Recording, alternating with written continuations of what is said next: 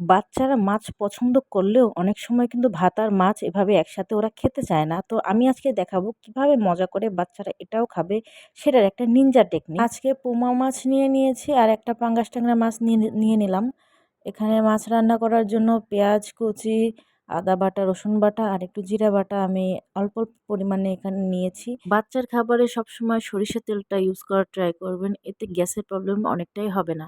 আর আমি তেলের উপর আস্ত জিরাটাকে একটু দেওয়া প্রেফার করি, এতে স্মেল অনেক সুন্দর হয়। তারপরে পেঁয়াজটা ছেড়ে দিয়ে একটু ভাজা ভাজা করে আমি পানি অ্যাড করে দিব যাতে পুড়ে না যায়। এরপর একটু হলুদ মিক্স করে দেব। হলুদ দেওয়ার পর আমি এখানে লবণ দিব, তারপর মসলা দিয়ে দিব যা যা আর কি বাটা মসলা আমি আলাদা করে রেখে দিয়েছিলাম মাছে অ্যাড করার জন্য। সেগুলো দিয়ে কতক্ষণ আর কি কষাবো। কষানোর পরে পর্যাপ্ত পরিমাণে পানি দিব। তারপরে আমি ফুটন্ত মানে পানির উপরে মাছগুলাকে ছাড়বো। এই মাছটাকে কষানো যাবে না, কারণ এটা অনেকটা নরম থাকে। কষাইলে হবে কি চামড়াগুলো ছিলে পড়ে যাবে, মাছ ভেঙে যাওয়ার সম্ভাবনা থাকবে। রান্নার পর এমনিতেই অনেকটা আমার মাছ ভেঙে গেছিলো, সেটা আপনারা ভিডিওতে অবশ্যই দেখবেন। আমি আবার পাকা রাঁধুনি না, তার যে ভয়ে আমি মাছটা কষাই নাই সেই কাজটাই আমার সাথে হইছে। যাই হোক, এখানে আমি মাছ দিয়ে দিছিলাম, এটা এখন হবে, নেড়েচেড়ে দিলাম। এটাকে বেশি নাড়লে কিন্তু ভেঙে যাবে, এর জন্য আমি মনে হয় ভুলটা করেই ফেলাইছি। যাই মাছ হয়ে গেছে, মাছটা আগে উঠাই নিছি।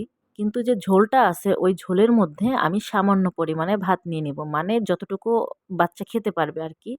ওই ঝোলটার সাথে খুব ভালো মতো ভাতটাকে মাখাবো, তারপরে একদম ভাজা ভাজা শুকনো শুকনো করে ফেলবো। কোনো মানে ভেজা ভেজা ভাব থাকা যাবে না, নর্মাল আমরা যেরকম ভাত খাই আর কি সেরকম করবো, একটু গরম গরম খুব ভালো লাগবে। এই ভাতটাকে আমি মাছের সাথে খাওয়াবো। এইটাই খুবই একটা টেস্ট হয়, কারণ মাছের ফুল ফ্লেভারটা এই ঝোলের মধ্যে থাকে আর ভাতের ভিতরে ঢুকে খুব সুন্দর একটা মজাদার টেক্সচার তৈরি হয়, যাতে বাচ্চারা পছন্দ করে। আমার ছেলে আগে শুধু মাছ খাইতো, আমি মাছের ঝোল দিয়ে ওকে ভাত মেখে দিছি, ও খায় নাই। পরে আমি ট্রাই করলাম যে কি করলে আমার ছেলে একটু মাছ দিয়ে ভাত খাবে, আমাদের মতো নর্মালি খাবে। তারপরে এই টেকনিকটা আমি নিজে বের করছি যে দেখি কেমন হয়। পরে দেখলাম না, কাজ হইছে। মাশাআল্লাহ আমার ছেলে খায়। সবাই মাশাআল্লাহ বলবেন। আর কেমন লাগলো অবশ্যই জানাবেন।